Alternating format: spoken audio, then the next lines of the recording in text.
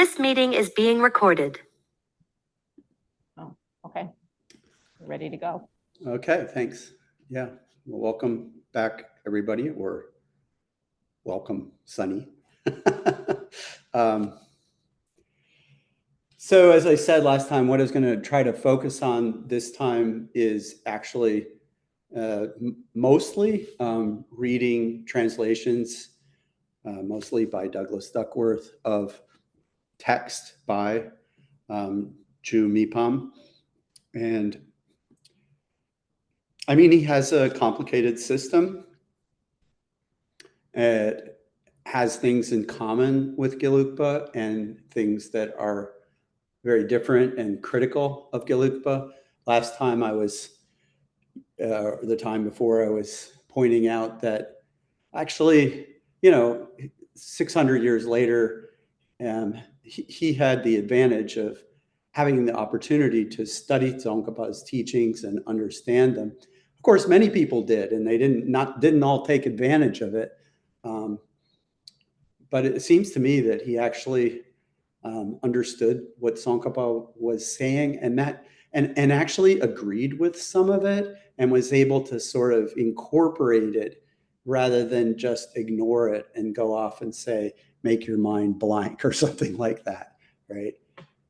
So that's what's interesting to me, is this, and also His Holiness the Dalai Lama has sometimes talked about how, well, he said, for example, that there are awakened beings in all four lineages of the tradition. And of course, that couldn't be true if there weren't some way to realize reality, the nature of things within those traditions.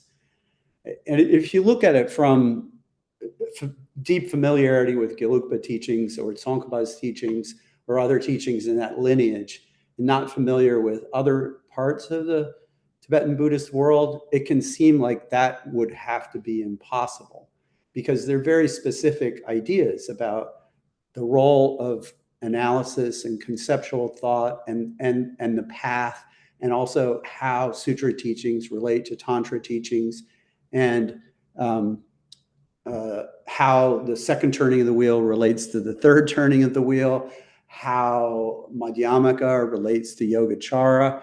All of these things, Tsongkhapa has very clear, specific positions, and one can be inclined to think that if you don't have the correct understanding of those, that there must not be any way that you're teaching the true Dharma, or teaching the Dharma in its highest form, or something like that. Of course, my general framework, as I've said, is to think about the Dharma as medicine, and that there's all these different remedies, and that I've found great value in Tsongkhapa's teachings, and I consider him a genius in the ranks of great world philosophers, independent of his other achievements as a founder of an institution and a spiritual practitioner. Just in terms of his philosophy, I think he's like amazingly astute.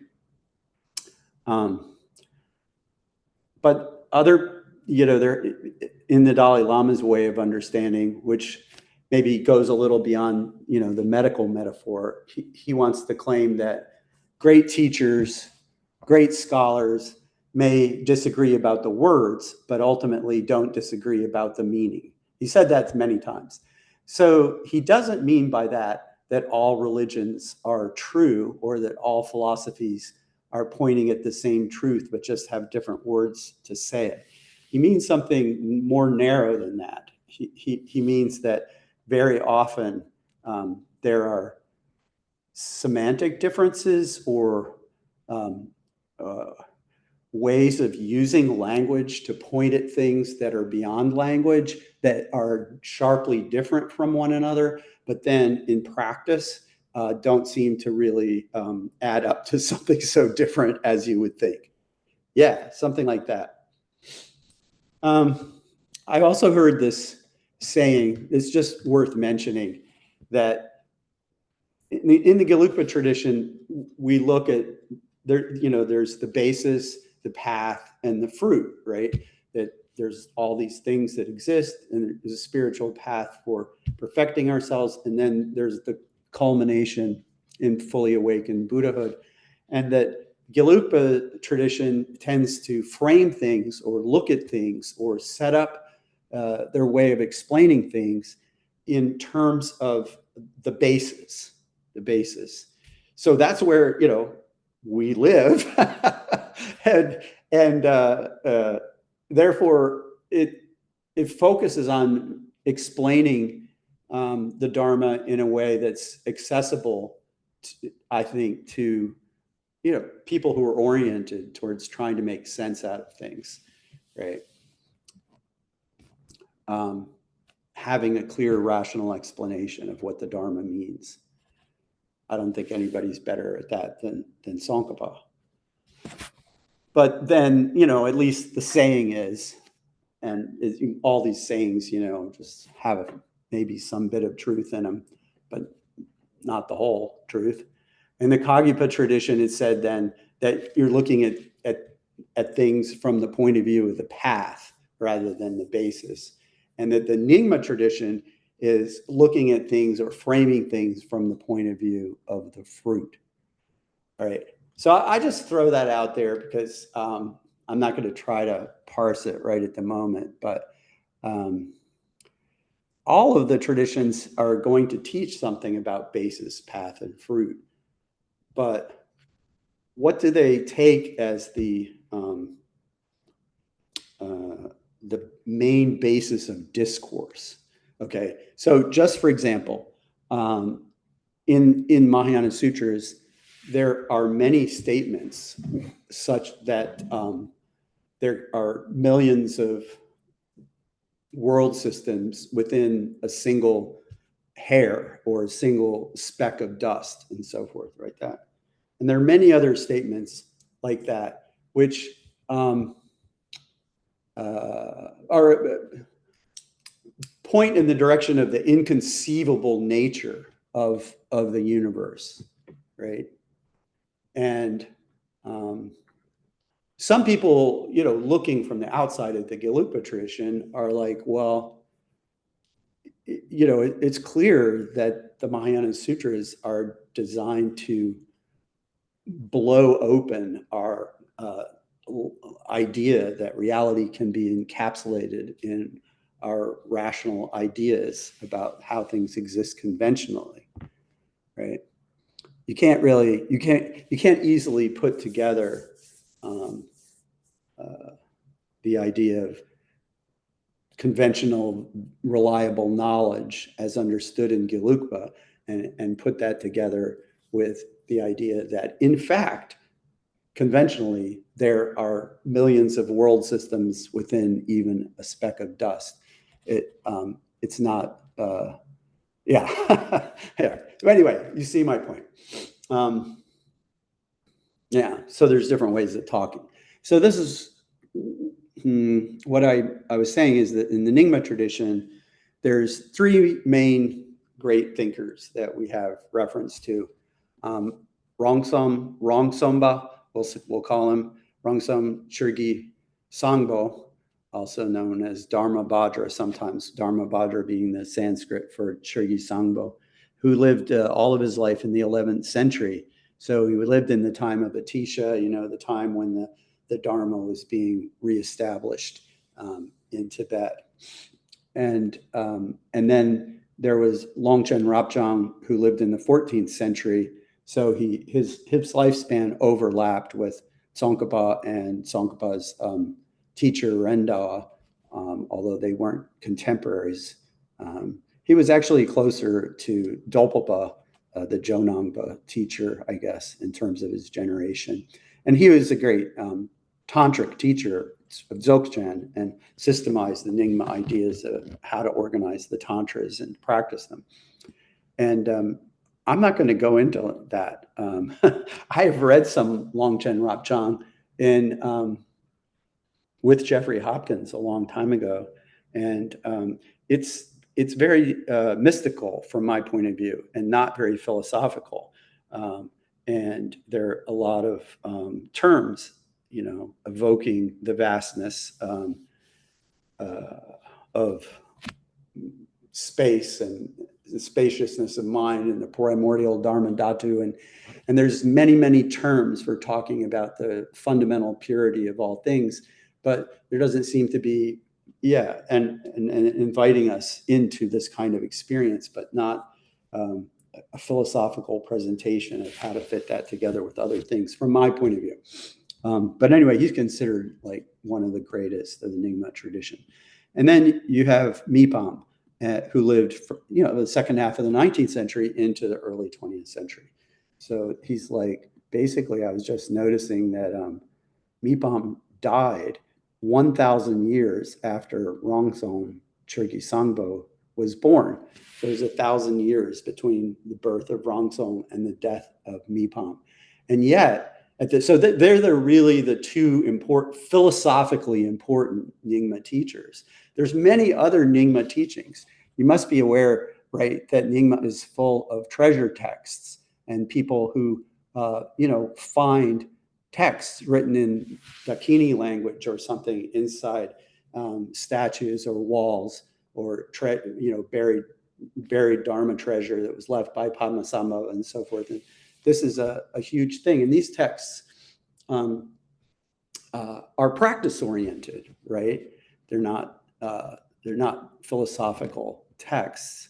And so there's many, many other teachers. One of the things is that, Rongzong Chögyal Sangpo and Mipham, neither of them they're sort of distinctive in being the great Nyingma teachers who were not treasure discoverers. Retrospectively, people have talked about, Mipham, because he was so brilliant and prolific, as that he was finding these, and he wrote so, easily, that he was finding these texts as treasures within his mind, right? But, that's not a claim he made on his own behalf. So with that as a background, first I'm going to look at a few passages from Rongzong Chögyal Sangpo, and we can see, how similar his ideas. Just look at a few passages by him, and you can see how, his ideas relate to and are so similar to, but slightly different from those of Mipham. Let me get the right.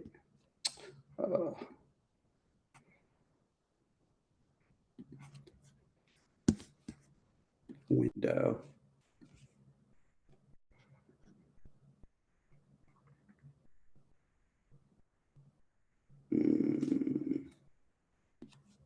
Oh, here we go. Okay. Now share screen.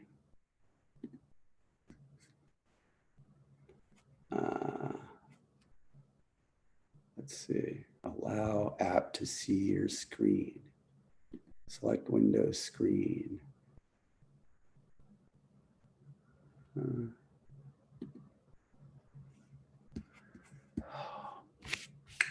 Sorry, I'm using a different computer that I'm not used to.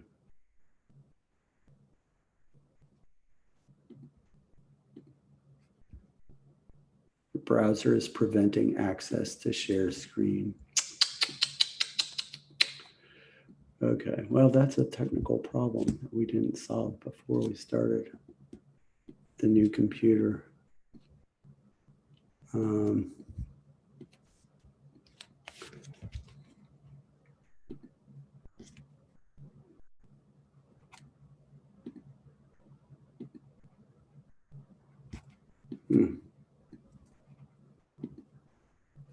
Firefox preferences.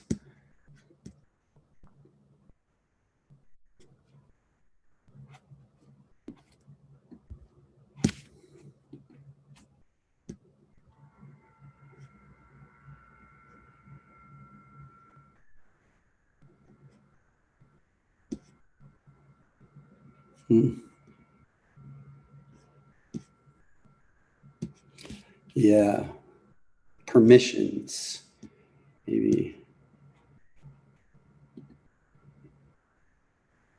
maybe, let's see, just try one more time. If you want, you can try to send them to me and maybe I can share them. Oh, yeah. Maybe I could do that. I don't know. So what I'm looking at is I'm looking at these books on my Kindle on the computer. So I don't know exactly how. I don't think I can send that to you because I don't actually have. I can't download the file. I'm looking at it on the Kindle website. Oh well, disappointing. Let me just try. I'll try one more time and see if I can. The adjustments I made, which are minor, so I don't know what I'm doing, will do anything. Now it says your browser is preventing access to your share screen. So I looked in settings and I don't know what it is in settings that's doing that.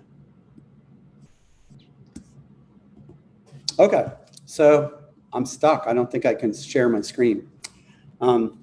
If you want, I have at least I don't have the wrong sum, but I have the Mipham. If you give me the page numbers, I could, I You want to can try that? show it. All right. Well, Are you, sorry, but yeah, Richard's question, are you looking for the Rongzom text? yeah, establishing appearances as divine. I have that. Yeah. Yeah. But either way, whichever way you want to go. Do you have that on an electronic version? On Kindle, yeah. At the top of the browser, there is an icon telling you.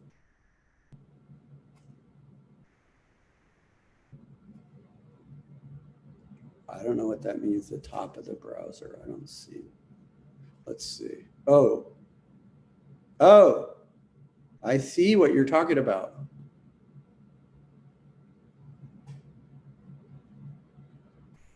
Maybe that fixes it. Let me see.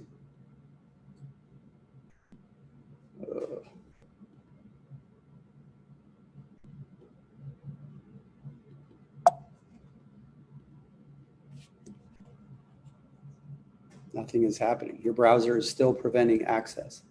Okay. Well, yes, I have the page numbers in the Mipham. We could just, I was just going to look at a few passages in Heidi Koppel's Rongzom, but why don't we can, if you have the Mipham book and you can share a screen and put it up, then I can call the page numbers and we can work through it that way, I guess. I have the physical copy, but I can keep it steady. You get, how is that going to work? Show up on the, Yeah. Just hold it up. No. That's not gonna, Not working. All right. it's Then too hard to read. I have another idea. I can do it. I can take pictures of it. Okay, I'm gonna co-host you, Richard, Okay, great. and then we'll see if that helps. Yeah, and the page numbers might not be the same then between the book and my Kindle. This is very frustrating. Maybe I'll start reading and you can tell me, Sure. figure out where I'm reading. Yeah, I think we can figure it out. Oh, David has it in PDF, but okay, whatever. Oh, Now I've okay, lost. well, I can co-host whoever can actually access it. So we'll start with Richard. Sorry.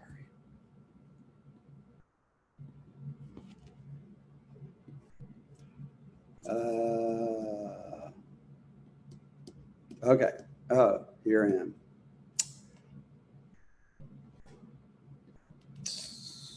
Okay, I'll give you a quote just a second.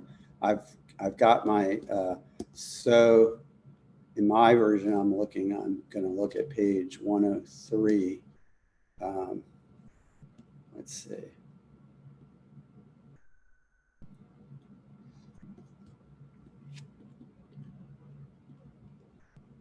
Oh, this is the wrong book again.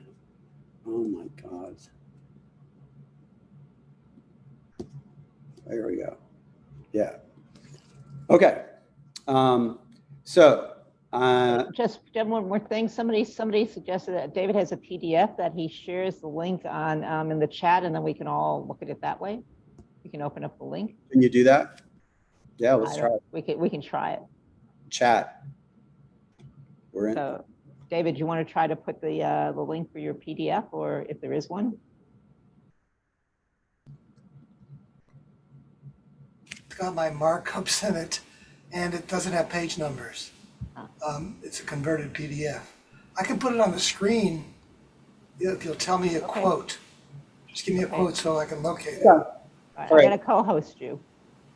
Okay, but I need to know where we are. Yeah, no, Right. I understand. So I'm starting at the quote is freedom in the next stage, freedom from constructs. That's enough. In the next stage, freedom from constructs. In the next stage.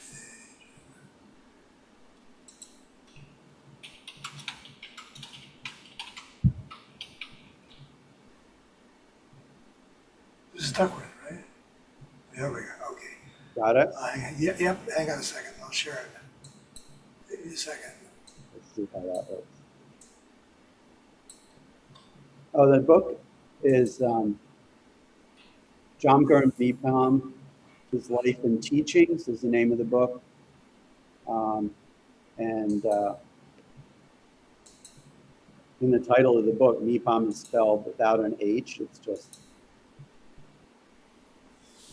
yeah, that's Can you it. mention which chapter you're in and which section? For those of us with a physical book? Thank you. Which chapter and which section? Or at least which chapter. Sections, it's chapter 7. Yeah, we've done some of the earlier chapters earlier. And so within that, there's a section called Steps to the Non-Conceptual. So there's 4 steps, and they're called empty, unity, freedom from constructs, and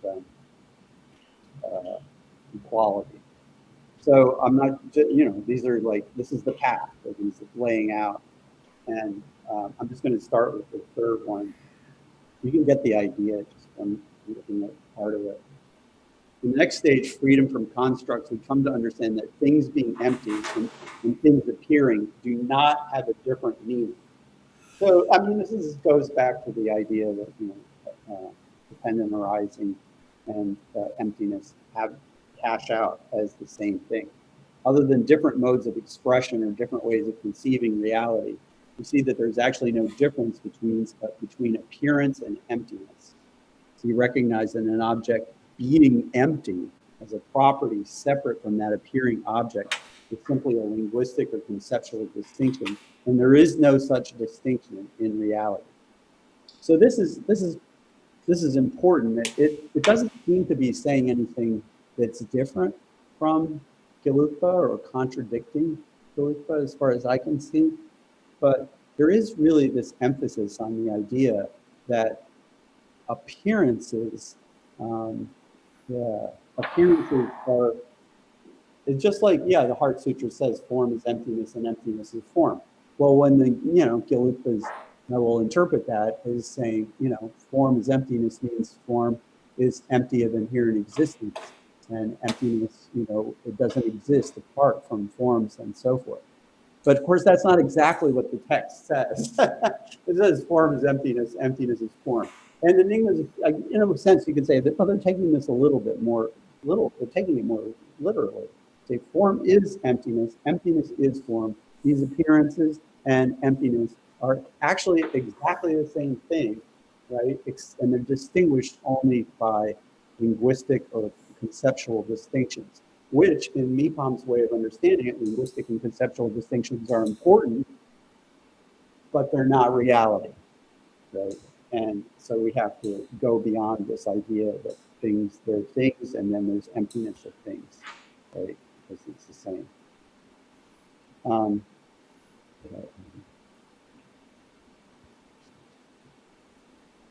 Right. So skipping down a little bit, these two are not different in reality. We can't even say that they're the same, because if we say appearance and emptiness are the same, which is kind of like we have to say in order to have this conversation. But as soon as we say that, we're implying that there are two things that are the same. So in reality, he says they're not even one. It's like saying that they're the same. It's is already separating them too much. Yeah. And so like the whole idea that emptiness, that appearances are anything other than emptiness, that emptiness is anything other than appearances, is itself a delusion. Okay, that's the third step. And then the fourth step is equality. At this stage, all duality dissolves. So being accustomed to meditation means, familiarized in meditation with freedom from all constructs. And we come to understand the meaning of equality beyond constructs by familiarizing ourselves with this truth again and again. And cultivating this awareness without conceptual fabrication, we directly perceive equality where there's no distinction between Buddhas and sentient beings. So we come to integrate this insight within experience. So this idea that, you know, of course, Tsongkhapa will say, you know, Buddhas are empty of inherent existence. Sentient beings are empty of inherent existence. So in that sense, their ultimate nature is the same, right? But but they're trying to say something stronger than that. They're, as I was talking about last time, he's trying to say that we actually are Buddhas right now, right? And the notion that we're not is merely a product of our delusion. So if we cut through that delusion, we can manifest our fundamental Buddha nature, which is our Buddhahood, our full, complete Buddhahood. Yeah, and the Rongsom, by the way, you know, 1,000 years earlier, it said always exactly the same thing. That's Heidi Toppel's translation. It's called establishing appearances as divine. This means that these appearances right here that I see around me, you know, this is the mandala, right? So this is the Pure Land. Now you think in tantric practice, you know, you could take to mind the idea that this is my body is the body of a Buddha, and this is the room is the part of the Pure Land, and so forth like that. You can take that to mind, and you can take it to mind with a sense of conviction, but you frame that conviction within the notion that you're doing this as a practice, right? And that you don't actually literally believe that you are a Buddha at that moment, right? I mean, you do it with a sense of conviction, but without confusing the fact that this is a practice that a sentient being is doing in order to try to become something that she or he is not yet attained. But this is exactly what they're criticizing. They're saying that, you know, that when you do deity yoga, that the only way that that can be veridical or a true path is because it's manifesting what the actuality of things already is, right? So ordinary conventional appearances are, you can distinguish between, you know, someone being confused about a mirage or a dream and taking something or taking a reflection as real, taking an echo as somebody's voice. You can distinguish those from actual voices, actual people, and so forth. But these are distinctions that are just made within the level of appearance, right? And at the level of reality, right? This whole thing is an illusion right now. So if we're doing a deity yoga practice, right, and we're visualizing ourselves as a Buddha, it's not that we have to conjure up divine dignity, as Thupten Chodron calls it, or divine pride. We don't have to conjure it up with the sense that this is a temporary artificial device, which is not actually the way things are, but it's like, creating a cause or condition for that to come about. No, it's like you're actually meditating on how you believe that things actually are, right? So it's considered to be more in harmony with the true nature of things. I just point that out because I don't know if His Holiness the Dalai Lama has talked about this, you know, when you're doing deity yoga and you're visualizing yourself with a sense of conviction as being a fully awakened Buddha, isn't that a wrong consciousness, right? He has that, I think he asked that question in one of his books. And he says it's not, because you're doing it within a framework of non-insanity, whereby you understand that you are a person who's doing this practice, right? But in the Nyingma way, it's like, no, it's actually concordant. It's concordant with reality, not an aspiration to create a new reality. Okay, so I'm going to skip over to a couple pages forward where it says, consequently, a thorough analysis is essential to this process. Can you find that?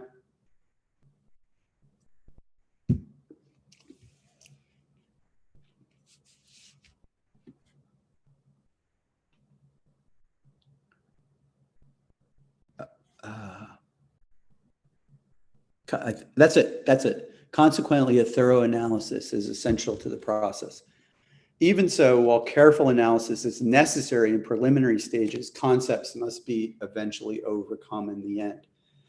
So if you take these things, first of all, Rongsom and Mipham both talk about the importance of analysis.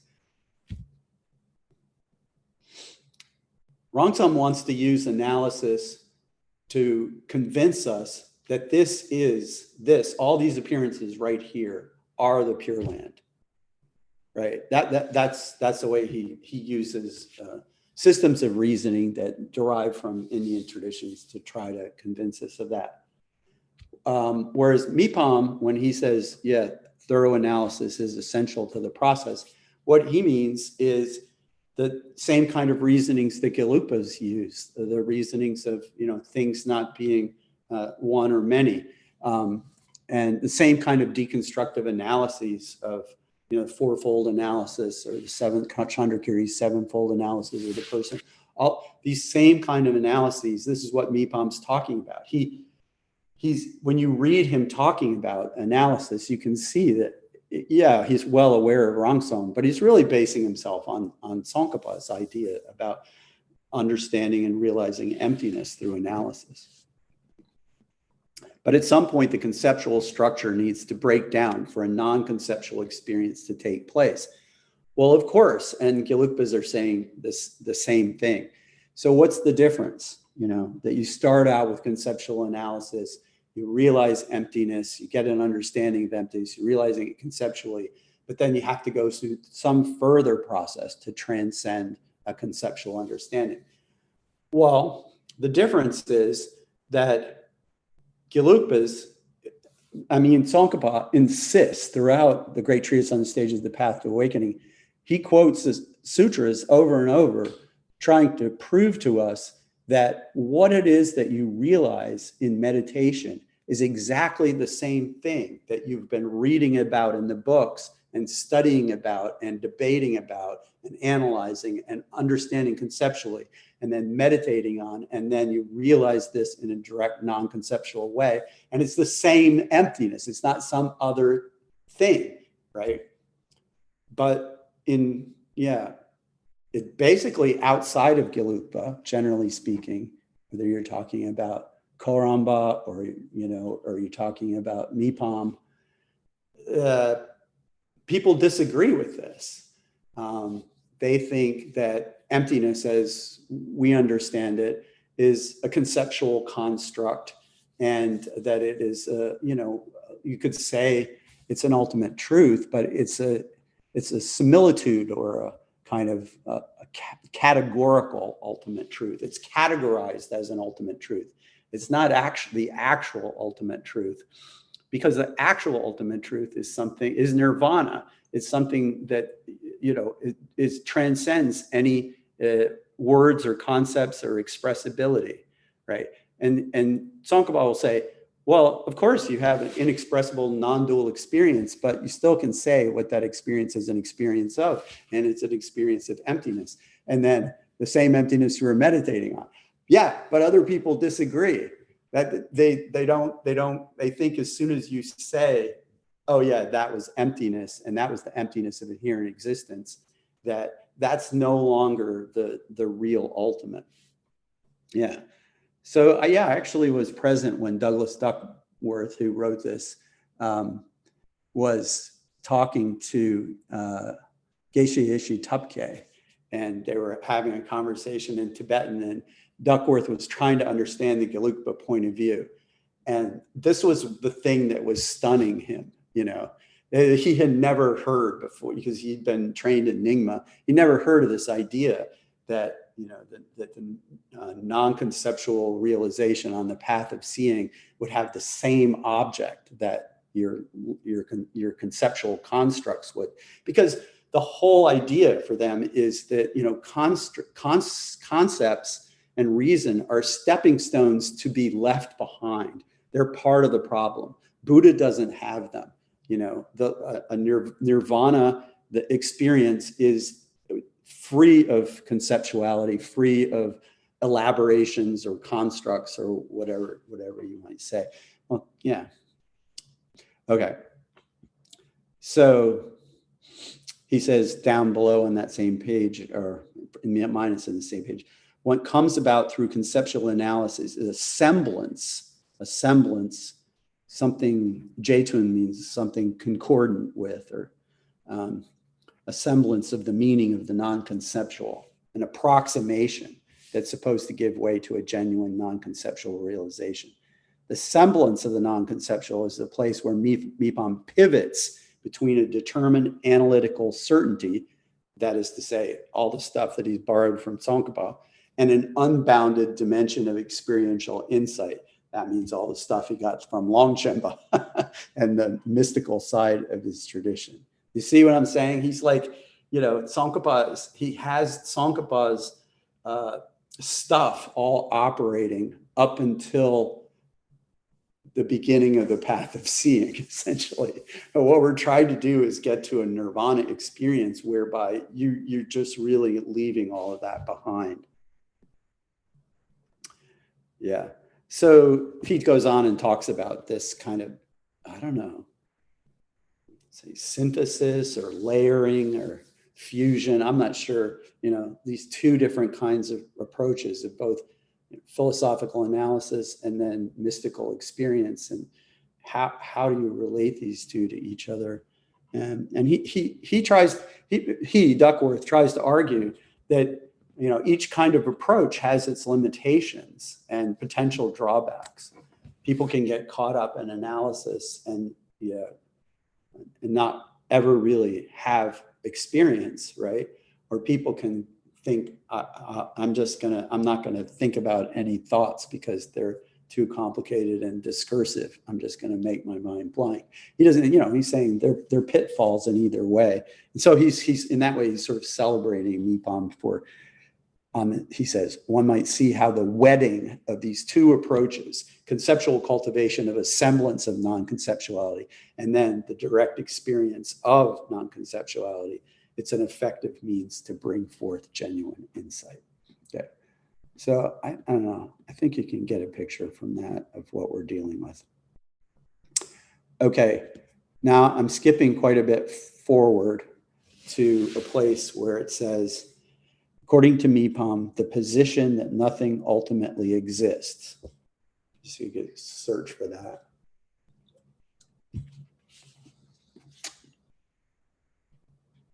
It's, oh yeah, you're there. Can people read that? Yeah, okay. According to Mipham, the position that nothing ultimately exists is the claim of self-emptiness, a claim to which he aligns himself. This is an important point last time, because when I was talking about how Mipham and Ramsam and these guys believe that we're all Buddhas already, and that you can wonder as to, well, do they really have a kind of, do they believe that emptiness as we understand it applies even to the Buddha, even to the Dharma Dhatu, even to the is the ultimate nature of things empty? Is everything empty, or is there some non-empty Buddha nature or something like that? And in Mipham, it's clear that he thinks that there's nothing that holds up under analysis. The position that nothing ultimately exists is the claim of self-emptiness, a claim to which he aligns himself. Yeah. So it's interesting how Duckworth words that nothing ultimately exists. He doesn't say the position that everything is devoid of some essential nature or something like that, right?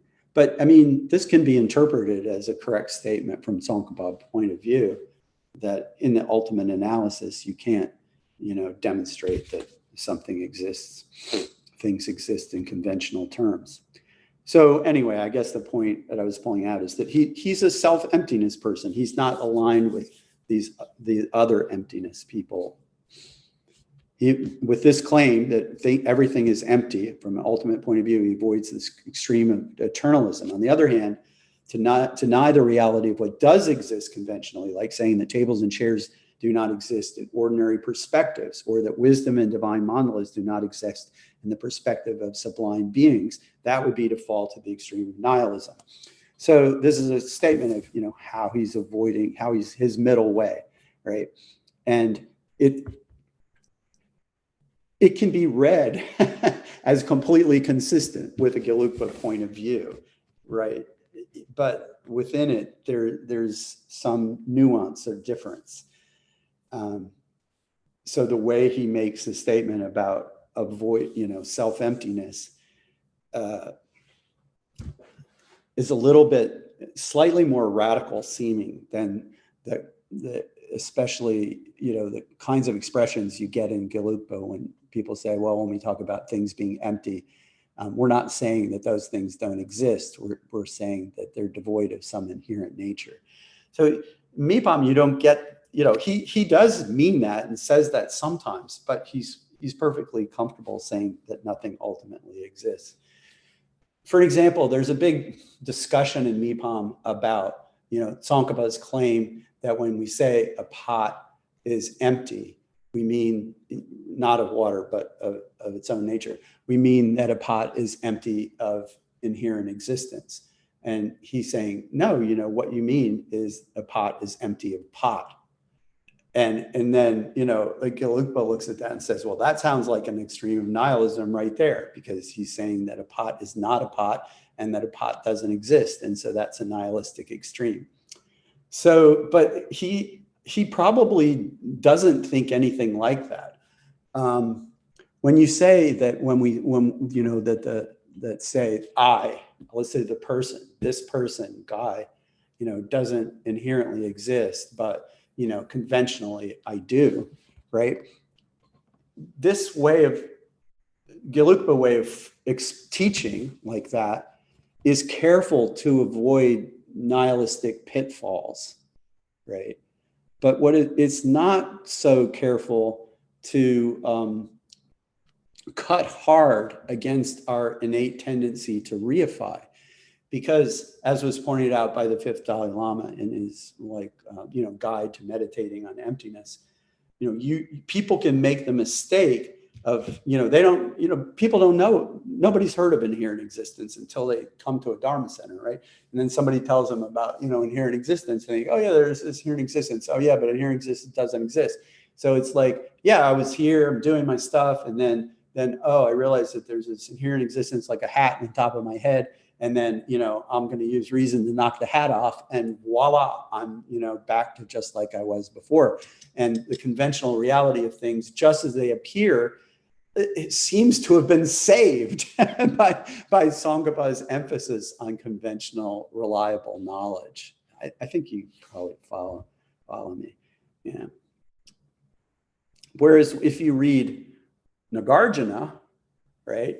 He doesn't take any sort. I mean, if you have to read Nagarjuna and Chandrakirti very carefully, and Tsongkhapa of course does, to find that when they say that there's no such thing as a goer, there's no such thing as a path, there's no such thing as a tathagata. When they say these things, they mean that ultimately, or from under analysis, it cannot be located. I'll just riff on that for another second, if you don't mind. One time I was giving, a Dharma teaching up in Ithaca, I think, and I was doing a kind of analysis of objects, and saying, you know, when we search for the table, when we search for the chair, we can't find it because it doesn't exist as any of its parts. It doesn't exist apart from its parts. It doesn't exist as a collection of its parts, so forth and so forth and so forth. And a kind of sharp fellow there who had been through part of the PhD program I was in said, well, you shouldn't say that when you search for the chair, you can't find it, because you can find the chair right there. You're sitting on it. And what it is, when you mean is that when you search for the chair, you can't find the inherent existence of the chair. Well, this is kind of the thing that Mipham's doing with, you know, criticizing Gelugpas for emphasizing that the ultimate analysis is not negating the thing itself.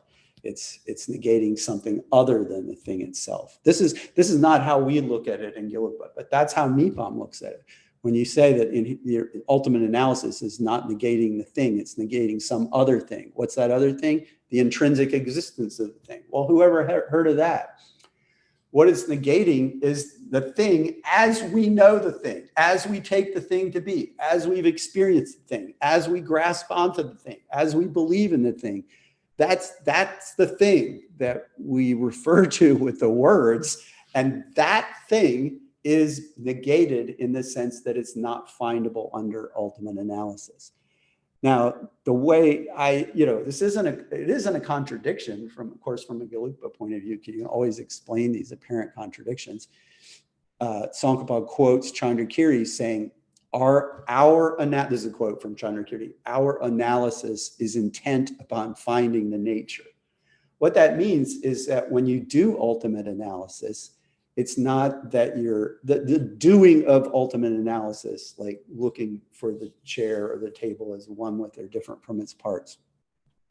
When you do that kind of ultimate analysis, you're not looking for a table that you can put your laptop down on. You're looking for the nature of the table, right?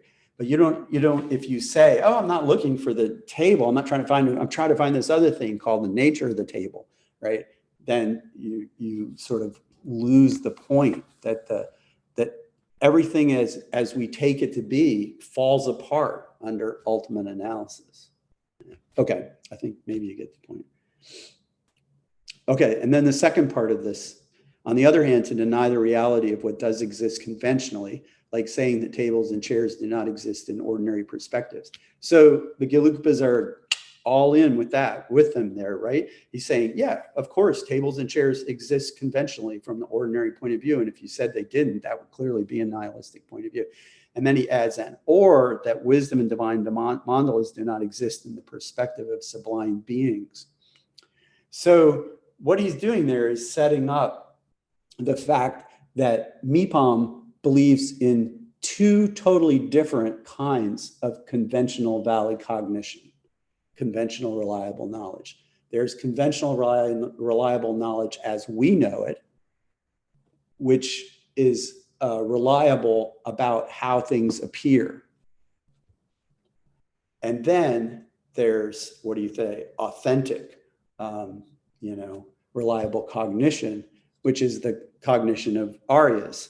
It's the cognition that doesn't fall into the delusion that this is an ordinary crappy table, but recognizes it as part of the divine mandala, right? And this alludes to what I was talking about earlier, that the actuality of this as the Pure Land is taken like as a higher kind of conventional truth, right? And of course, Tsongkhapa also believes in a divine eye, right? That they're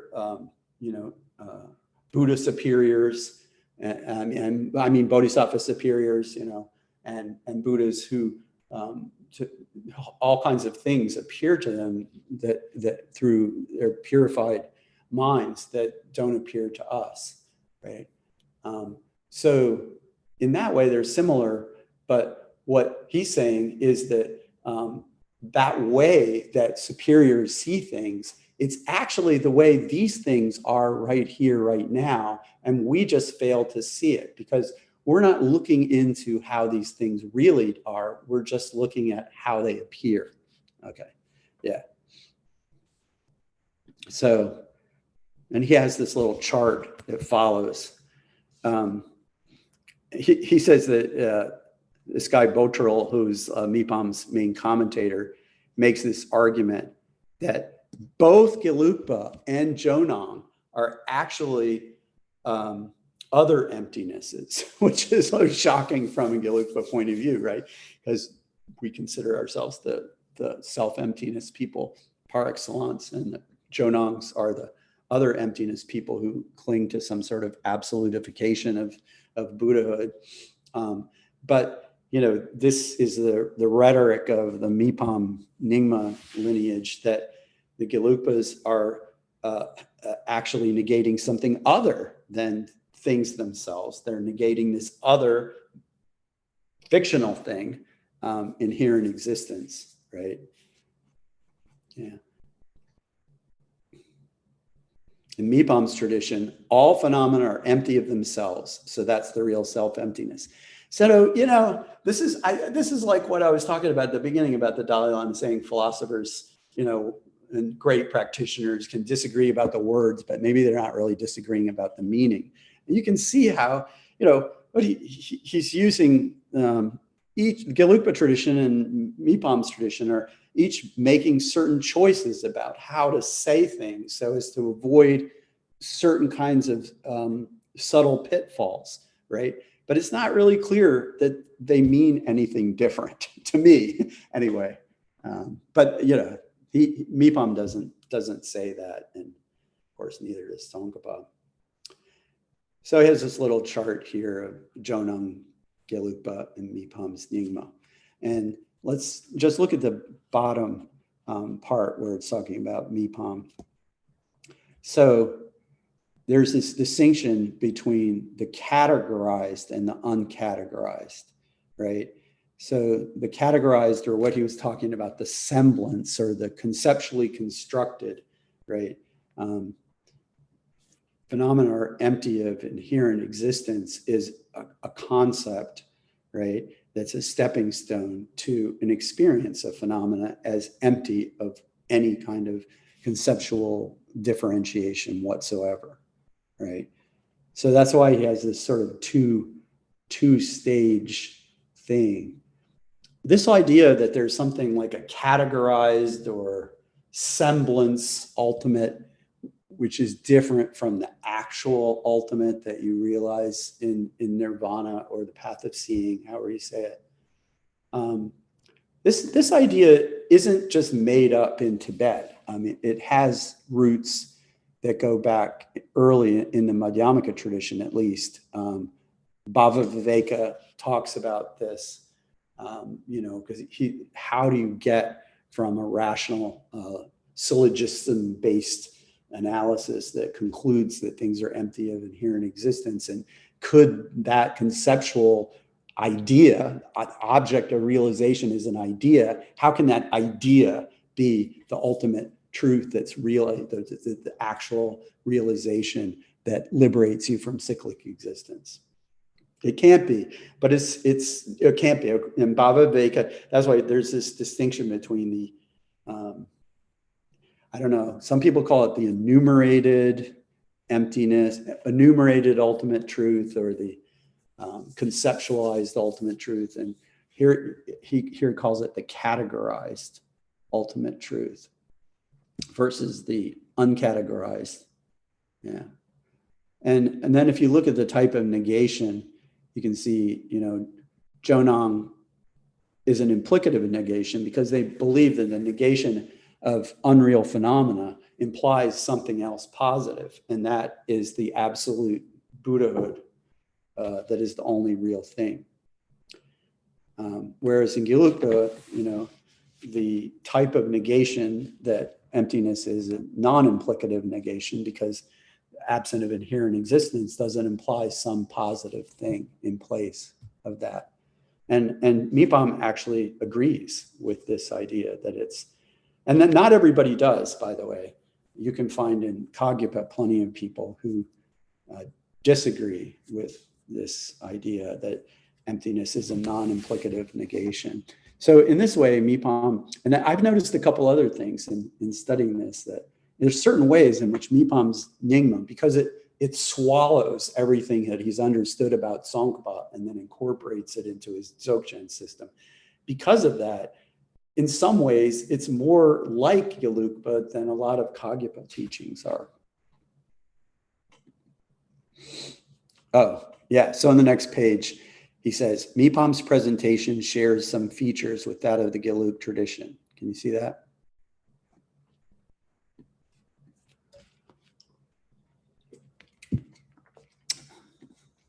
Yeah. Because he sets out the middle way between extremes of existence and non-existence by denying anything ultimately exists on the one hand, while not denying what exists conventionally on the other. Right. That sounds good. His presentation is different from Gelugpa's in that he asserts the conventional existence of a divine world, the divine mandala, and asserts an ultimate that is not simply an absence of inherent existence or true existence in his idea of an uncategorized ultimate truth beyond all extremes. Yeah. It's not unique to Mipham to say that emptiness of inherent existence is true, but it can't be the ultimate truth through realization of which we become free from cyclic existence. You also find that idea in Koramba, and so it's very influential in the Kagyapa tradition as well. And people want to say, they have different words to talk about it. And Koramba talks about it as freedom from elaborations. And here, he calls it in Mipham an uncategorized ultimate beyond all extremes. But, for Tsongkhapa, it's a non-conceptual realization, which you can still understand as being a realization of the same emptiness you were meditating on before. In Mipham's terms, the two truths in the Gelugpa tradition are limited merely to the narrow spectrum of ordinary consciousness, the conventional valid cognition of confined perception. That's the conventional valid cognition that Tsongkhapa has and that we usually talk about. And the ultimate valid cognition that concerns the categorized ultimate, right? But then there's these two other truths for Mipham, right? The uncategorized ultimate, which is the ultimate, and then the pure vision of the awakened person who sees the Pure Land and the mandala. You see what I'm saying? He's got two truths on our level, which is the two truths about how things appear to deluded beings such as ourselves, and the ultimate truth within that is emptiness as we understand it. And then there's the two truths at an authentic level, right? He uses that word here quite a lot, in which there is inconceivable or uncategorized ultimate, which you can't call emptiness of inherent existence, right? And that's the ultimate. And then there's, the conventional is the conventional reality as perceived by somebody with pure vision rather than by us. And this, I reference back the example from Sutra that I used last time from the Vimalakirti Sutra, where one of the, I don't know if it's Shariputra, I think it's Shariputra, is talking about, how this world is so dirty and full of trouble and suffering and pain and misery and ugliness, and is very different from Pure Land. And the Buddha says, well, that's the way it looks to you, and then he presses his toe on the ground, and the whole thing manifests to everybody as, we could say, what it really is in some sense, as the Pure Land. So it's like, yeah, that's kind of where this Nyingma approach is coming from. There's an actuality. It's not that we, have a very method acting like way of pretending that this is the Pure Land, but it's not really, because we're not crazy. No, it actually is the Pure Land, and it's only our delusion that keeps us from seeing that. Okay, so I'll skip forward to where it says Mipham critiques the misleading statement, a pot is not empty of pot, it is empty of inherent existence. I already talked about this, but it's very sort of distinctive. Oh yeah, this is in the book Beacon of Certainty, which is completely translated into English by somebody named Pettit, and you can easily get Beacon of Certainty.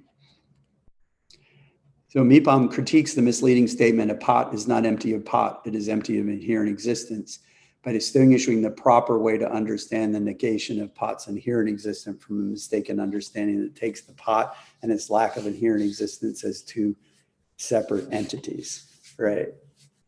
So that's sort of what he's implying is like when you say the pot is not empty of pot, it's empty of inherent existence, you're taking it that you're separating the lack of inherent existence from the pot.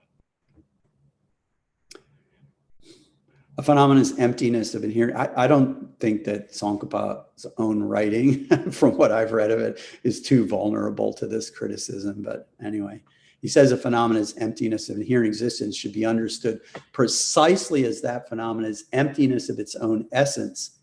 Well, of course, such as pot's emptiness of pot. Oh, so by emptiness of its own essence, he means pot's emptiness of pot. He doesn't say pot's emptiness of inherently existence pot. So, you know, the way I want to read that, coming from a Gelugpa point of view, when you say pot's emptiness of pot, he means pot's emptiness of existing in the way that we all take pots to exist and interact with them, right? That's how I gloss it in my head, but it's not obviously the way he talks. All right, I'm going to skip a good bit forward at this point. Let's see. There's a lot of other things in here. And at this point, I'm going to skip into the translation section. And each translation has a little introduction. And so the first one, in the first translation, which is called Emptiness and Analysis, I'm going to start with the beginning, which says, only at the start. Can you find that? Only at the start, comma, if a lack of true existence is not taught. Oh yeah. So this is Mipham's words.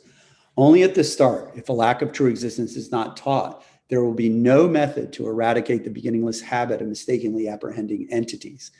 If merely that true existence is taught as the ultimate, some narrow-minded people will think a mere absence, the elimination of the object of negation, is the abiding reality. This grasping at emptiness will become an incorrigible view. Right. So this is, you know, the second part of that is the accusation against Gelugpa that, you know, emptiness has been reified when you take the elimination of the object of negation as the fundamental nature of reality. That is a grasping at emptiness. And that's, from this point of view, what Nagarjuna was talking about. That's why he says it's an incorrigible view, because in the 24th chapter of the Treatise on the Middle Way, Nagarjuna says, you know, if you become attached to emptiness, then how can you be cured, right? Because emptiness is the cure for attachment. So that's the accusation. Yeah. And then when they think it's not suitable to grasp at any extreme and throw away the certainty that's induced by reasoned investigation. So now he's turning it around and criticizing people who don't want to do any analysis at all. It's like he's criticized the Gelugpas for thinking that analysis leads them to the nature of reality as it fundamentally is at the deepest level. Then he turns around and says, well, you know, as soon as you start thinking and reasoning and forming conceptions and holding on to these things, right, then you're already lost, right? And that's a viewpoint that's criticized in Tsongkhapa. And here it's criticized in Mipham as well. So you need these kinds of investigations because this is the source of the nectar of profound emptiness, which is the antidote for all the diseases within existence. If you think it's not suitable to engage the mind at all, you enter into the thick darkness of oblivion. Those two sentences could be right out of Tsongkhapa. Yeah, so he's trying to avoid reifying emptiness, but also trying to avoid mindlessness, because he thinks you have to realize emptiness through reasoning. Yeah. Okay. Let me skip forward a little bit. So in the third section, Unity in Buddha Nature, I'll just read a little bit of Duckworth's introduction.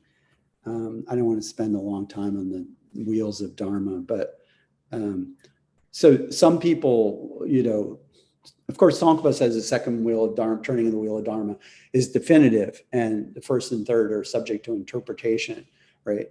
And many others disagree and criticize the fine distinctions Tsongkhapa makes in the essence of eloquence.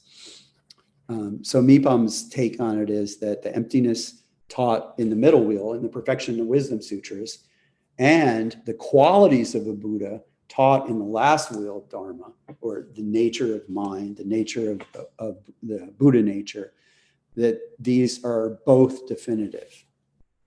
And skipping to the next page, Mipham holds that Buddha nature is the definitive meaning that's taught in the middle wheel as well as in the last wheel. Buddha nature can be taught from the aspect of its emptiness in the Perfection of Wisdom Sutras, or from the aspect of the presence of its qualities in the last wheel. So that's a kind of, clever synthesis, I think. Instead of saying, which is like my inclination, is to say, the third turning of the wheel is good medicine for some people. And, the sublime continuum of Maitreya, it talks about, the ultimate refuge is the Buddha, because the Buddha exists primordially with all these qualities, and the Buddha exists within us right now, and we just have to discover and uncover it. That's in the third turning of the wheel, and in, Shastras related to it, such as the sublime continuum of Maitreya. And I just look at this like, okay, well, that's medicine that some people need, and other people, are good to take the emptiness medicine of the second turning of the wheel.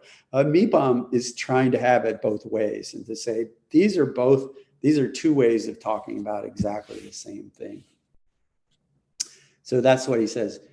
This integration of the second and third wheel responds to a long history of dispute in India and Tibet about Buddha's intent and how to harmonize the teachings of emptiness with the teachings on the positive qualities of Buddha nature. And so then there's this, the next page, we have a quote from Mipham. He says, reasoning that analyzes the ultimate establishes emptiness, but it does not negate the qualities of Buddha nature. Because although the sublime qualities exist, they are also claimed to be essentially empty.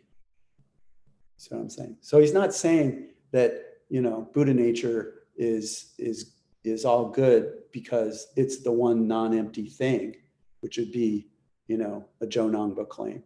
No, he's saying everything it says in the Sublime Continuum and the Tathagata Garbha Sutra and so forth about fundamental Buddha nature, all that stuff is good and true and important because, and precisely because all those things also are empty.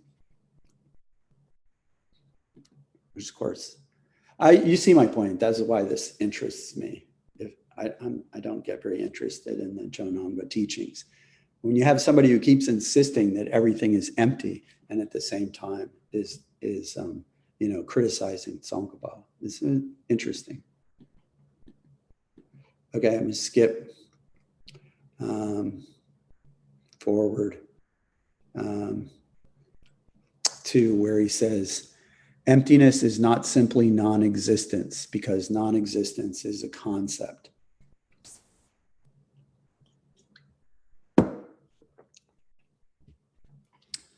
Let me see where you are. Yeah, good. Emptiness is not simply non-existence, because non-existence is a concept tied to a binary counterpart. Existence. Emptiness understood as a mere void is also a mistaken view.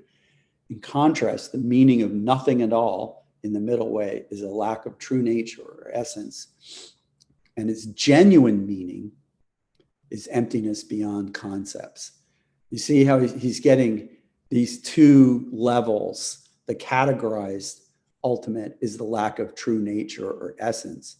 And its genuine meaning is not its lack of true nature or emptiness, which is a concept, but it's an emptiness beyond all concepts. All right. So how do you bridge the gap between the conceptual understanding and the non-conceptual, right? He says a little bit about that here, down below on this page. Cultivating non-conceptuality does not mean simply being without thought, right? And the difference, between trying to make your mind blank or being in a deep sleep and non-conceptuality and meditation is the quality of clarity, a vital element in genuine meditation practice. Yeah. And then he also says, well, sometimes people have the idea that the idea of non-conceptuality is itself non-conceptuality. And then there's this actual lines from Mipham. At the time of sustaining the actual view, some people say, do not apprehend anything. The meaning of do not apprehend anything is twofold: good understanding and misconception, right?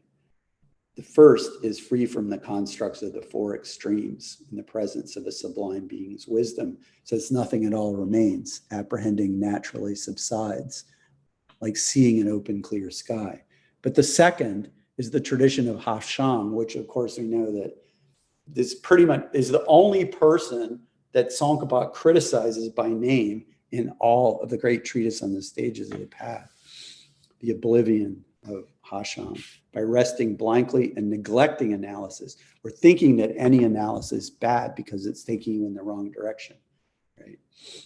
You remain like a common stone at the bottom of the ocean, right? So you can see how some of these passages are completely consistent with, and to some extent, the I don't know the rhetoric, but the line of reasoning of critiquing these attitudes is in harmony with Tsongkhapa's approach,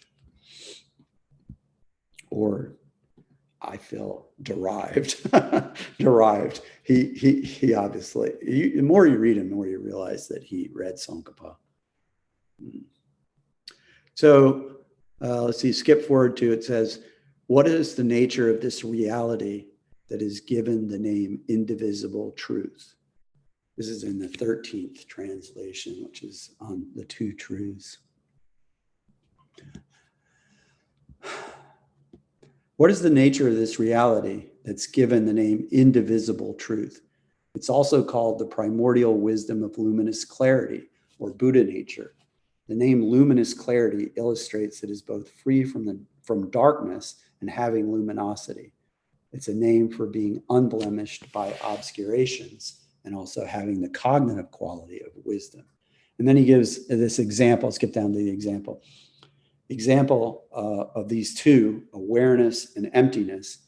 Luminosity is the essential nature of sun, and emptiness is like space free from obscurations.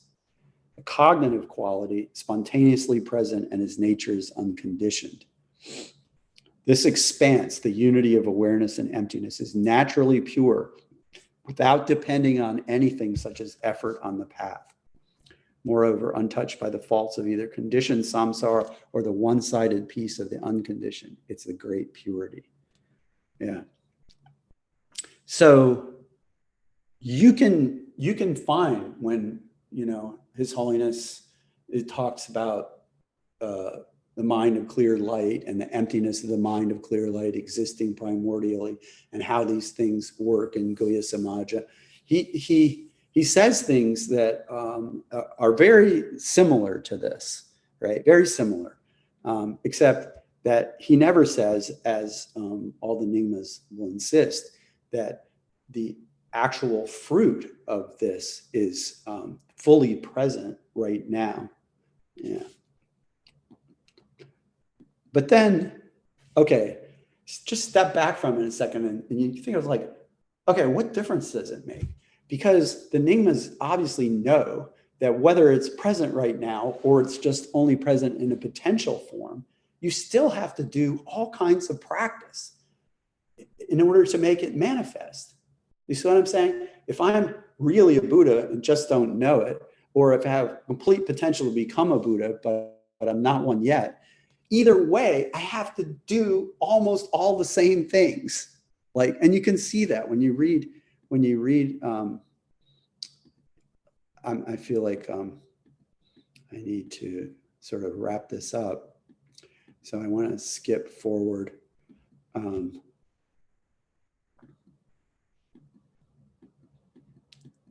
Toward this piece, toward the end. 19, practical advice for beginners. In this text, Mipham counsels us to renounce samsara, remember death, investigate our minds, meditate one-pointedly on solitude, cultivate devotion, and rest in the nature of the mind. Yeah. That's almost like Lamrim Chenmo, except Lamrim Chenmo doesn't ever say specifically rest in the nature of the mind, but resting in the nature of the mind is, Nyingma language for, become absorbed in the nature of reality, meditate on emptiness. So then this, these verses, right, are just practical instructions to recognize the futility of samsara, to find a suitable guru, to realize that things are empty, to learn how to meditate on things one-pointedly, and so forth. Anyway, that's my point. How different is it if, in the end, you end up with having the same kind of Lamrim steps? All the steps that are relevant to me, all the steps that are relevant to us appear to be pretty much the same. Okay, that's it. I'll just stop there because it's been an hour and 20 minutes. Let's see if anybody has any comments. We can talk about it more next Thursday too, if you like.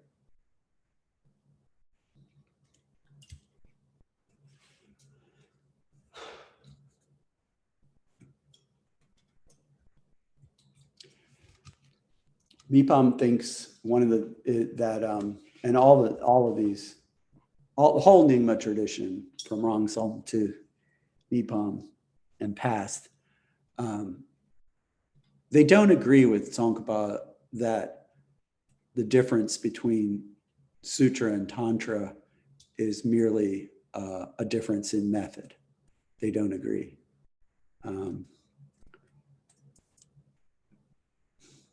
So, and you can see that in my discussion about this is actually the mandala. So,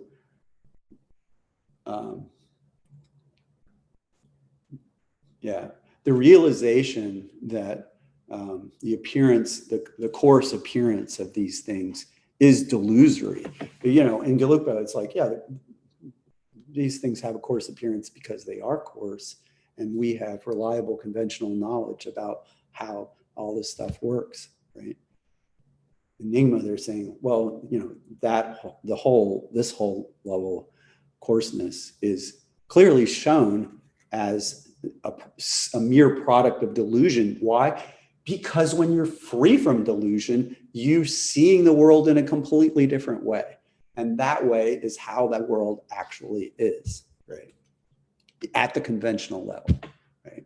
So there's a higher conventional truth, right? That's here right now, yeah, that we don't see. So in that way, there's a higher, considered to be a more profound view than just emptiness of conventional existence that we learn through the teachings of the tantras.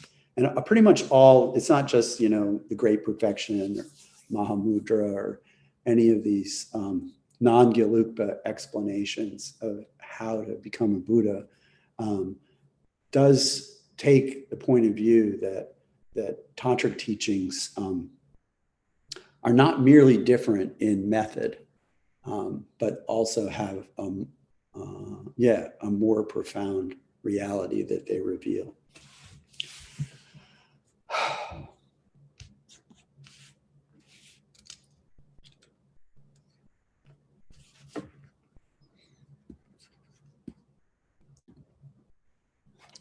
Okay, sorry that this was so cumbersome. It's, I was telling Sheila before I started that oh, you have a hand up. I was telling Sheila before I started that my laptop that I've been using for 5 years, the screen, it doesn't work anymore. So the computer's there, but I can't see anything on it.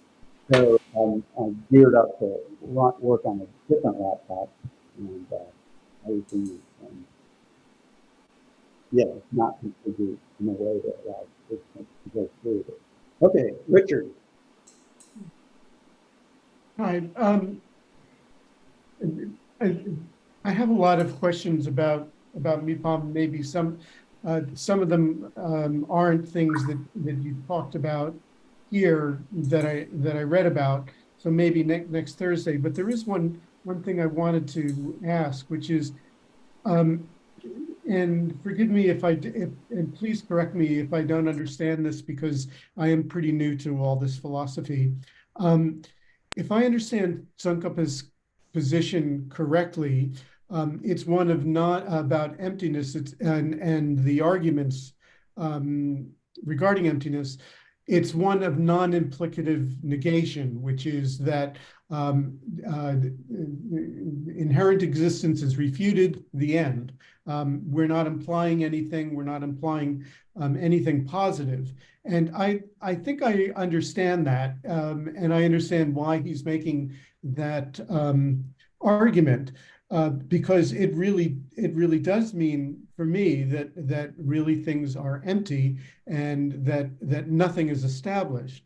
If I understand what you're saying about, and what Duckworth is saying about Mipham, it's saying that Mipham is basically saying that there is something positive, that emptiness is not, that refuting conventional existence isn't the end, that there's something, and just simply saying there's emptiness isn't the end. There's something positive there, and that positive thing is Buddha nature. And what I don't understand is how he avoids the establishment of Buddha nature as a fundamental reality. In other words, as an existent. And maybe as I said, I'm very new to all this. So perhaps if you wouldn't mind explaining that a little bit more, I'd appreciate it. So he repeatedly insists that everything is empty of inherent existence, and that Buddha nature and emptiness are, when he's talking about the second and third turnings of the wheel of Dharma, he's saying that they're saying the same thing. So it's but asserting that is different than demonstrating it. Do you know what I mean? In other words, he can say whatever he wants, but if you're saying that there's something positive there, then you're saying that something exists, and unless I'm mistaken. Well, there's nothing that ultimately exists. Pretty much all Madhyamikas say that. I guess Jonangas are, they call themselves Maha Madhyamikas, which is a way of saying we're not actually Madhyamikas in the real Madhyamika tradition.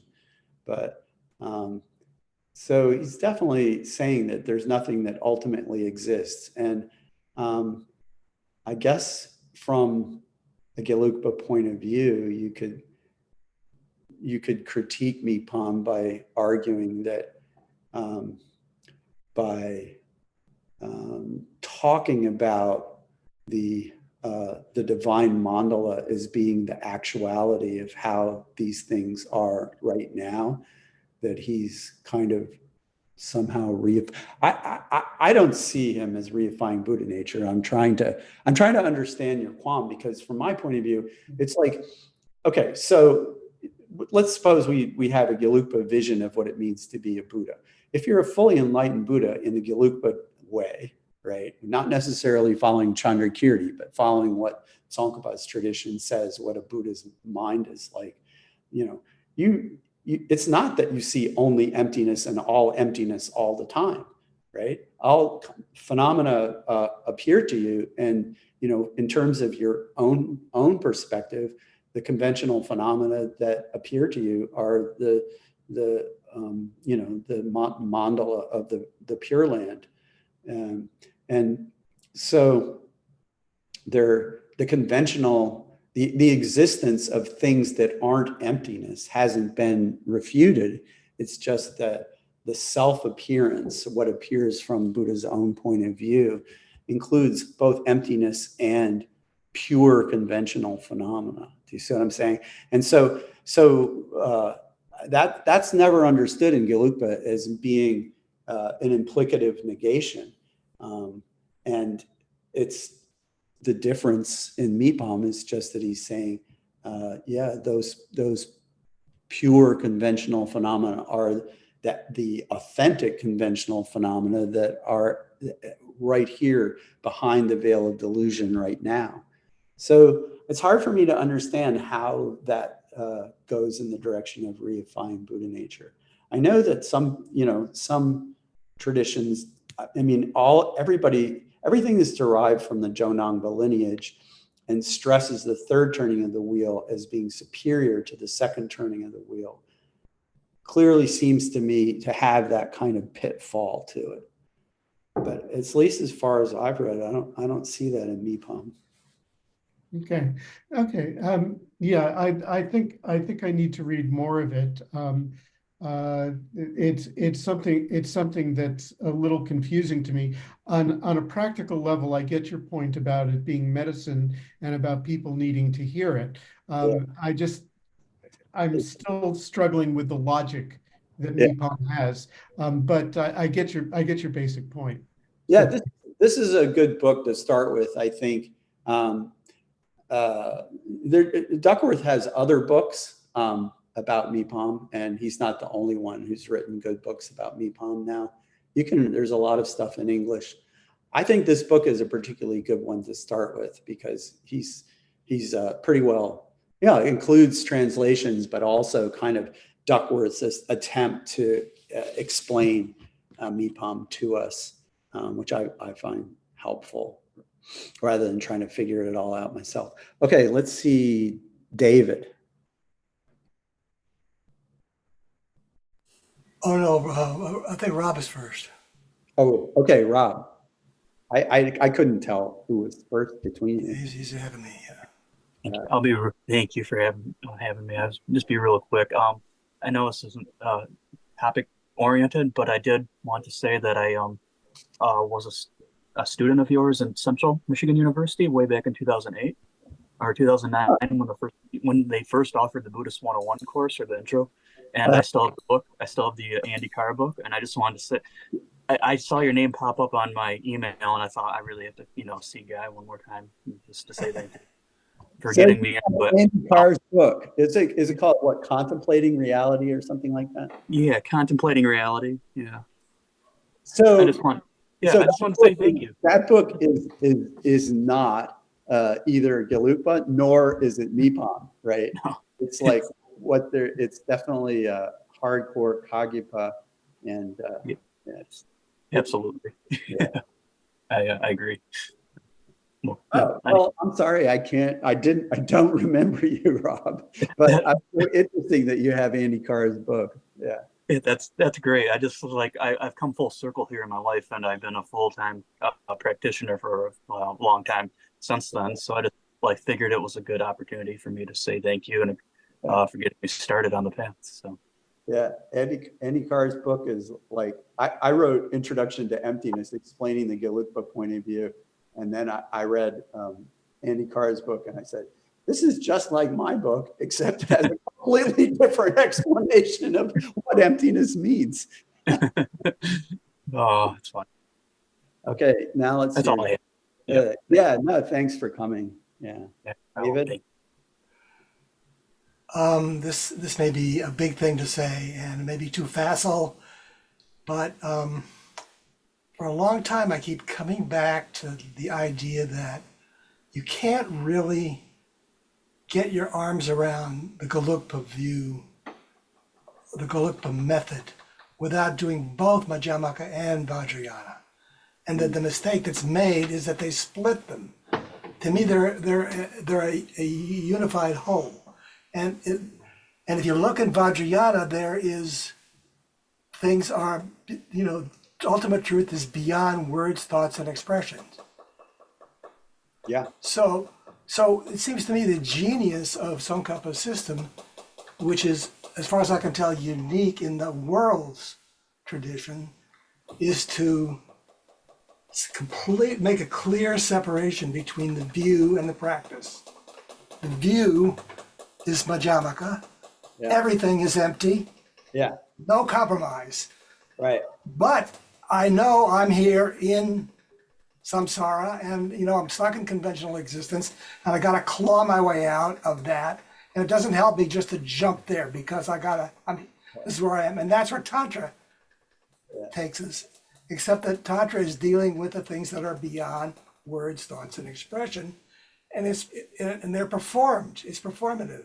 You do them. You experience. You are the mind of clear light, et cetera, et cetera. You can't talk about them. And so, if anything, the people who are over-cognizing this are Mipham and those guys who are trying to talk about these things, which are indeed beyond words, thoughts, and expression. Oh yeah. I see what you're doing. At first, I thought you were taking a point of view that Mipham's synthesis was superior to Tsongkhapa's artificial separation of Vajrayana, but now you're saying that trying to talk about the inconceivable is actually the mistake. That was like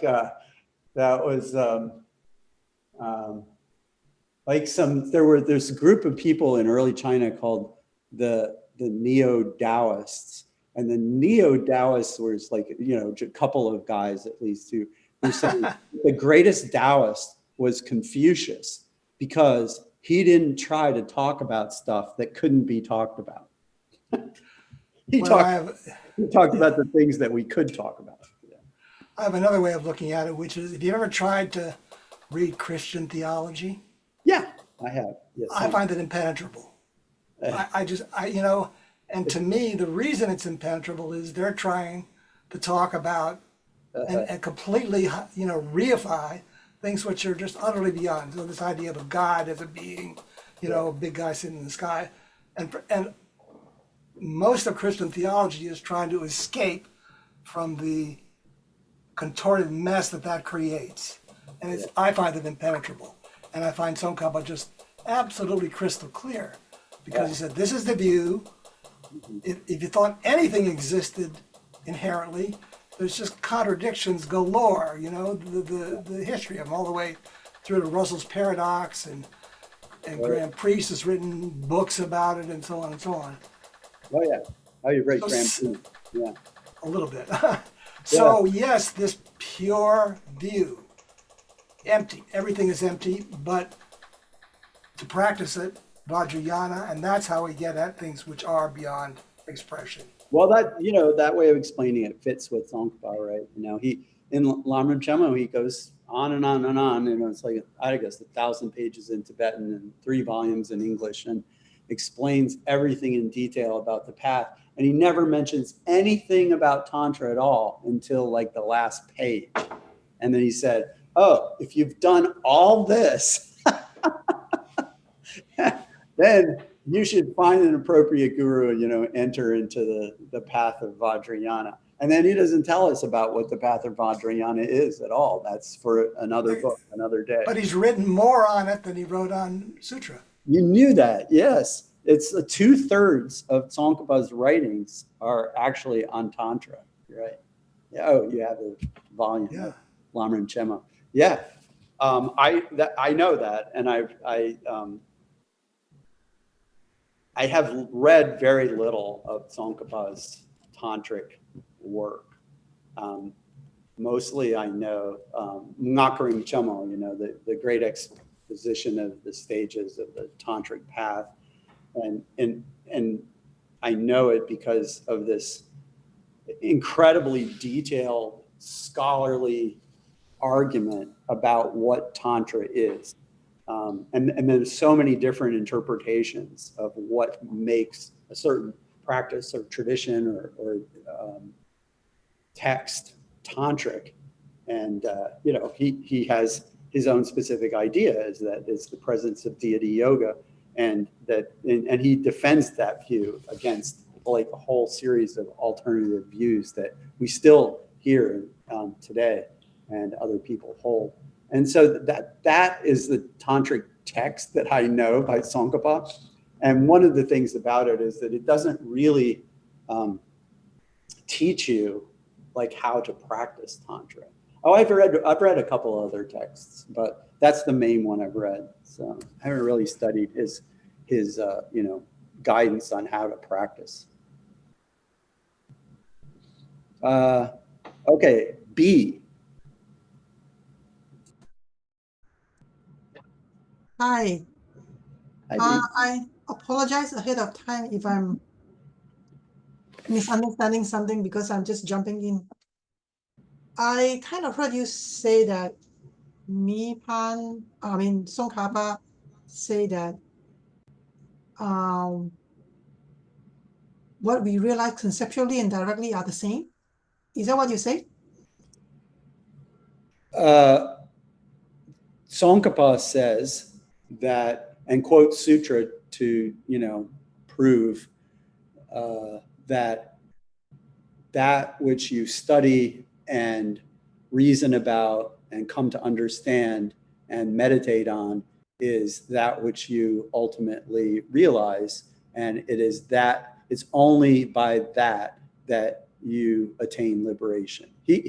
I'm misquoting or paraphrasing a sutra that he quotes 3 different times in the Great Treatise on the Stage of the Path to Enlightenment. It's the only passage from any sutra or tantra that he quotes 3 different times.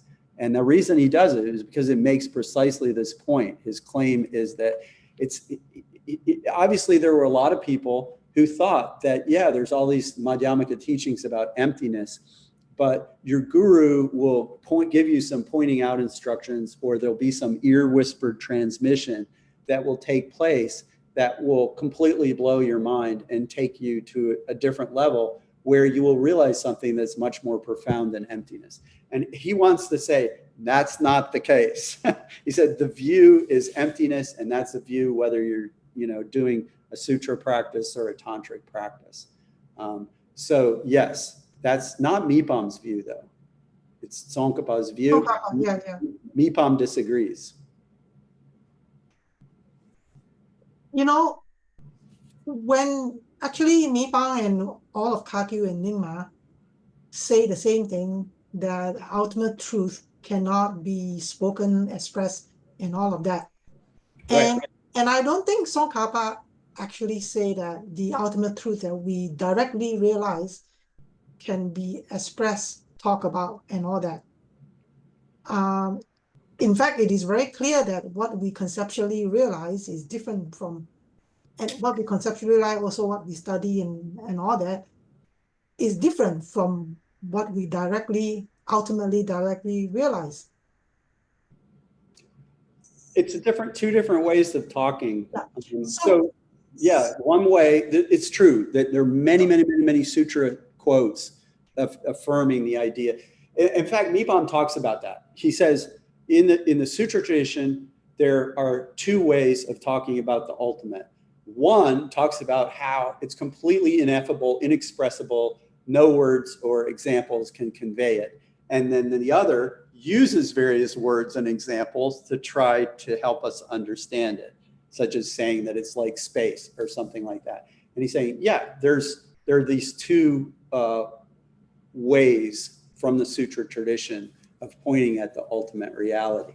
Now, Mipham agrees with what you just said, it is obviously a very different experience to directly realize, you know, nirvana, we'll say, than it is to understand emptiness conceptually. And Mipham thinks that that difference is so great that it doesn't make any sense to talk about it as a non-dual, non-conceptual realization of the same thing that you were already messing with arguments and reason.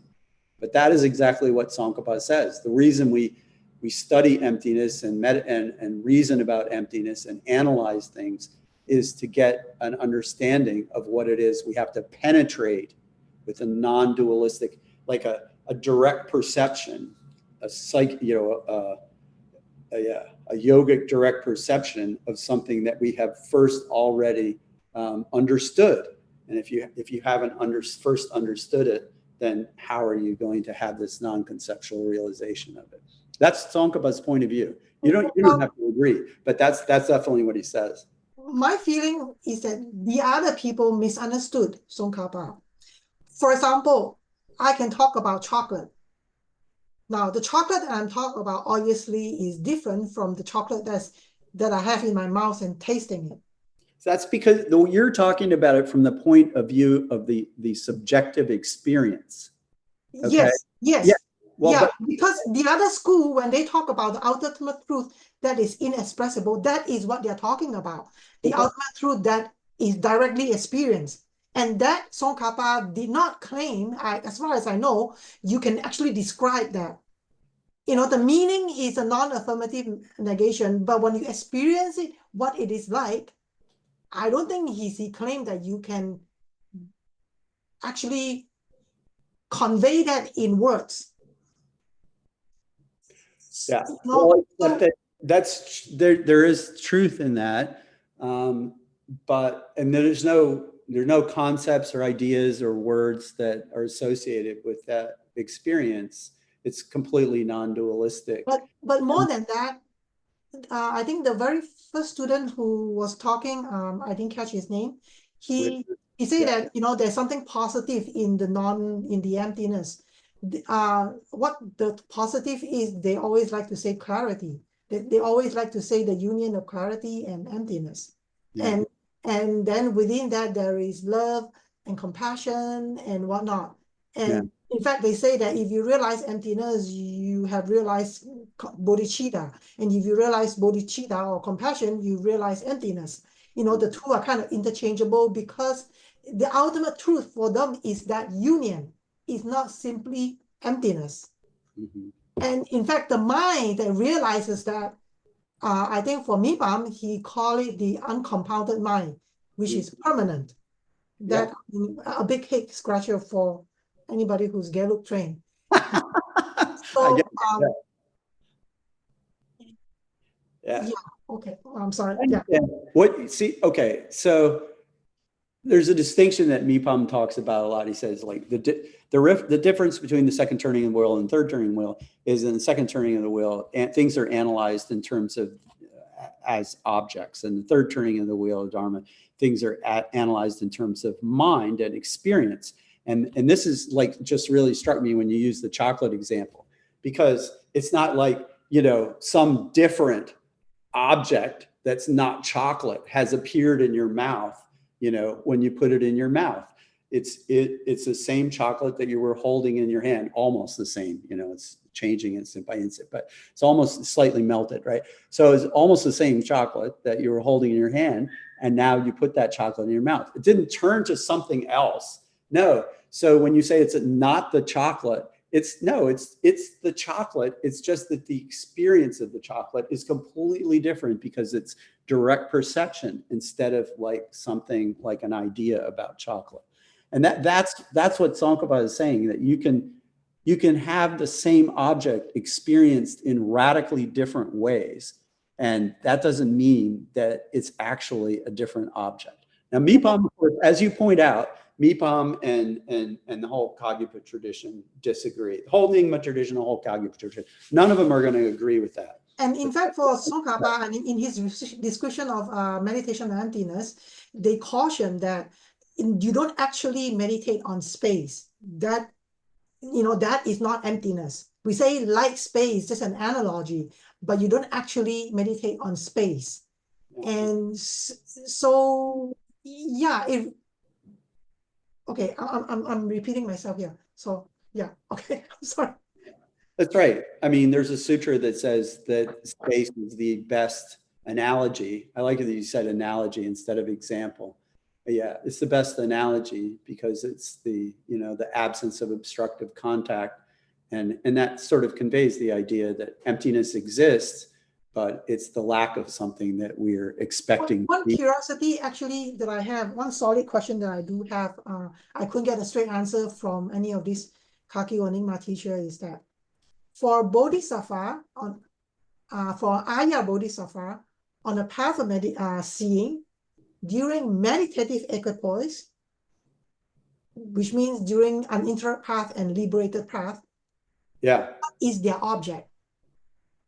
Right. That's the question. That's the question I keep having for them. That would resolve all my questions. But whenever I ask a question, nobody ever really give me a straight answer.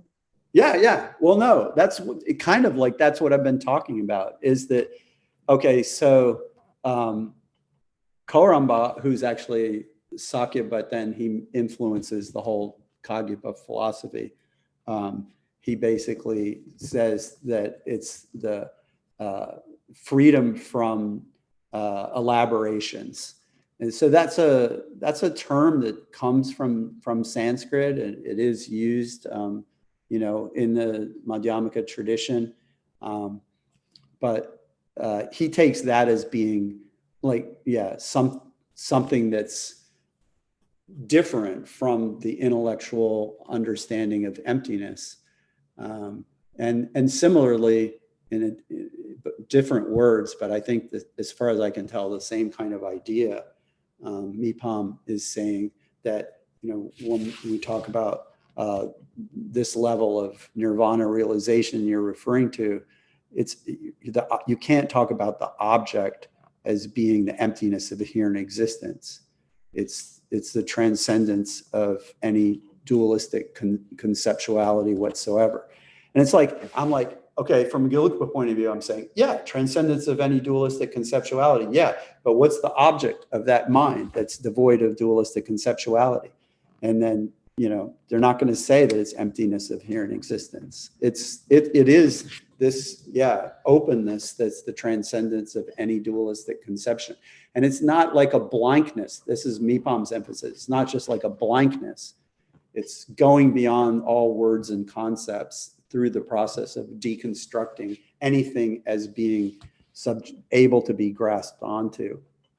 It's not like they don't want to call it emptiness of here in existence because this is a conceptual construct. So what I'm saying, like you were talking about chocolate. So it's like if you focus on what the experience is like, rather than wondering about what the object is, right? Then you can better understand. The church Kagyapa and Nyingma are much more focused on the experiential side and the mind side, rather than that analysis of object side that's foregrounded in Gelugpa.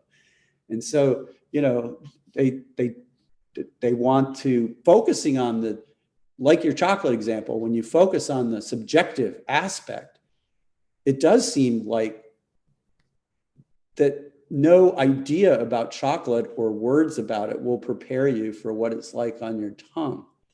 And that's true. And that's what I think Kagyapa and Nyingma are foregrounding, that difference, rather than emphasizing the continuity of the object of the experience.